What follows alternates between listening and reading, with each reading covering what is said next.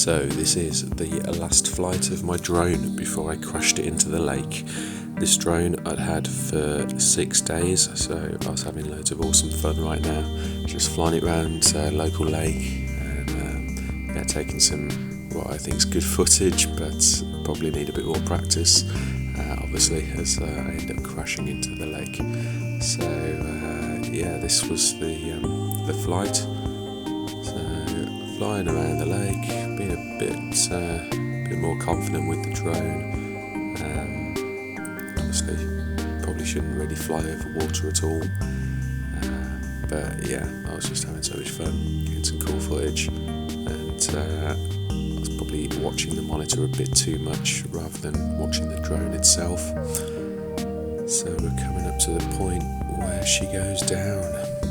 So I've gone a bit lower now with my flying. I wanted to get some cool footage around this island, kind of panning around it. And now here it is coming, the moment it happens. So I'm at the edge of the lake doing some low footage with my drone.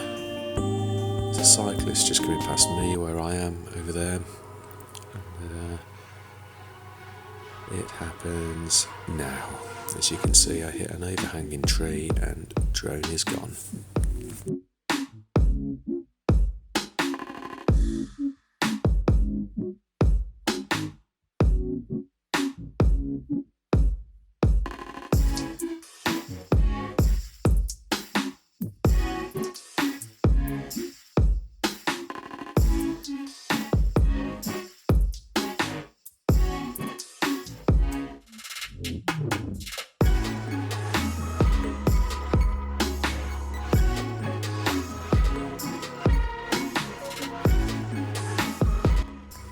So having recovered my drone, this is me now disassembling bits. I just wanted to take a few coverings off so that the drone could effectively dry out all the electronic bits, the important bits. When I got it out of the lake, I instantly took the battery out, as I was conscious a battery could cause things to short circuit, so I pulled that straight out and rinsed it under tap water. So yeah, now I'm just taking off any bits that I can. I hadn't really watched any disassembly videos or anything about this drone, so I was just sort of looking for screws and unscrewing them in a bit of a panic, really. Wanted to just get access to it all and get it dry as quickly as possible. So here it is, and speeding it up a bit. So it probably took around half an hour to do this process.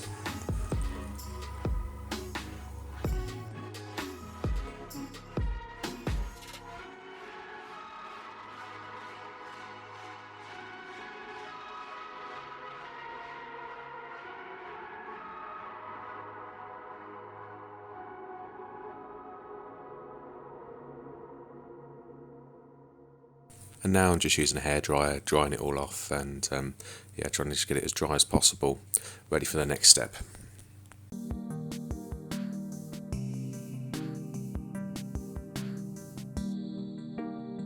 Flew my drone into the lake. Obviously my drone piloting skills need a lot of work, but I managed to recover the drone eventually after wading into that lake and with the help of a big rake. And here it is.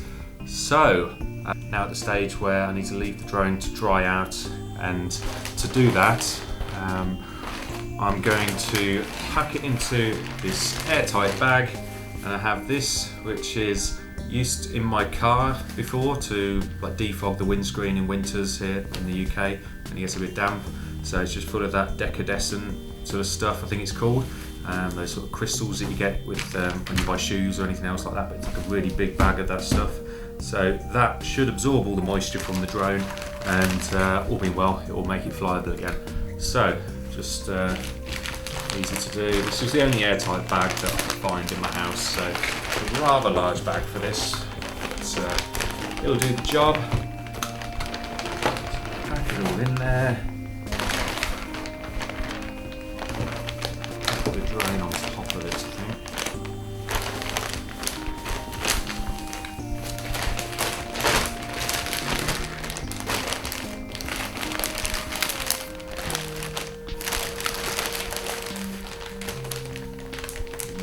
Ziploc seal. This is one of those bags that you'd usually use to store your clothes over the winter. Pump all the air out, make them really small and compact. But this will do the job. It's airtight, which is all it needs to be. So I'm going to leave that now and then come back and we'll see where we're at and whether this thing will start up. Probably going to leave it a day, 2 days, and then I'll unpack it again and turn the thing on.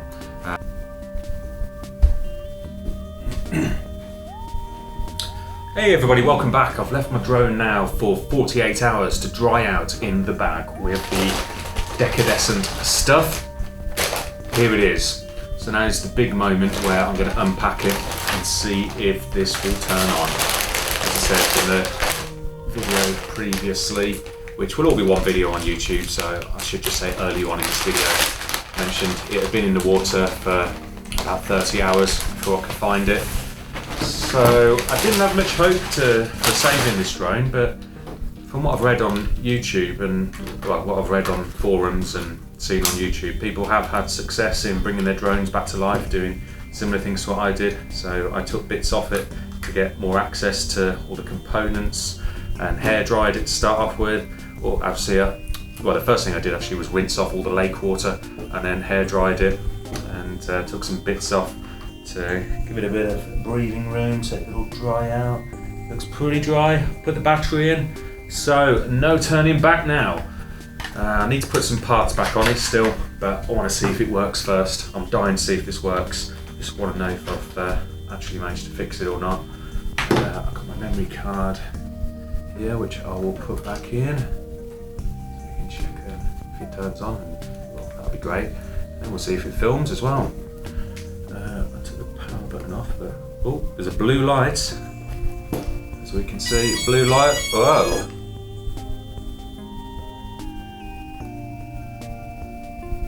Made a noise.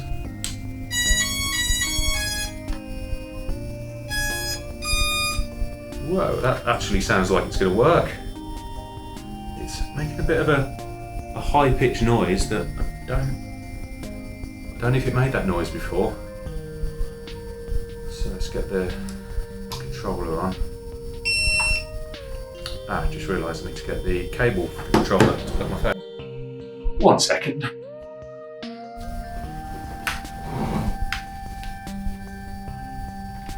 So hooking up the controller. Come on, little drone. Come on, little drone. You've got to fly for me.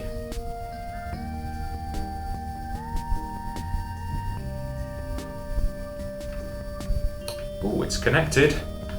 We have a connection. I can see stuff. Yeah, I want to bind the aircraft.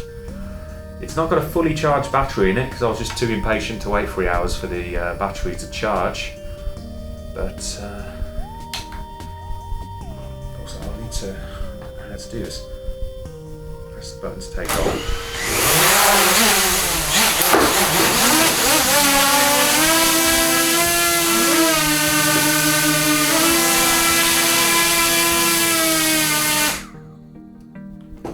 Wow, as you can see though, it takes off. Unfortunately it's raining outside, so I can't actually test it properly, but that looks pretty good. It took off. If I didn't grab hold of it, I was conscious it was going to hit my roof in here, so I stopped it. And surprisingly powerful, these little things, aren't they? I don't know if anyone's tried that before, holding the thing, but obviously I could have got my fingers chopped off there, so it probably wasn't the wisest thing to do. But yeah, it looks like it works. I'm amazed. I can't believe that works. It was in such dirty, horrible lake water for 30 hours. I had a battery in it, obviously, when it went down. When I pulled it out of the lake, I pulled the battery straight out because I was conscious that the battery could cause things to short circuit. But yeah, it looks like it works. So I'm amazed. And the camera looks surprisingly clear. I'll do a little recording on that and a few little photos, and then I can show that on the screen while you're watching this video now. So we'll see what the quality looks like. So you should see my camera there filming us. Yeah, wow. This thing might actually work then. So I'm going to test it obviously outside when it's clearer, but looks good so far. When I test it outside, I'm going to make sure I'm in a big open field hopefully with grass, so that if it drops out of the sky, I'll minimise the damage to it, and obviously I'll keep it quite low down for the first flight, check it works properly, and yeah, it's looking good so far though, so I'm absolutely delighted about that. I thought there was no chance of finding it in the lake to start off with, but I managed to find it using a rake, and to actually have it boot up again like that, it's just amazing, so really pleased.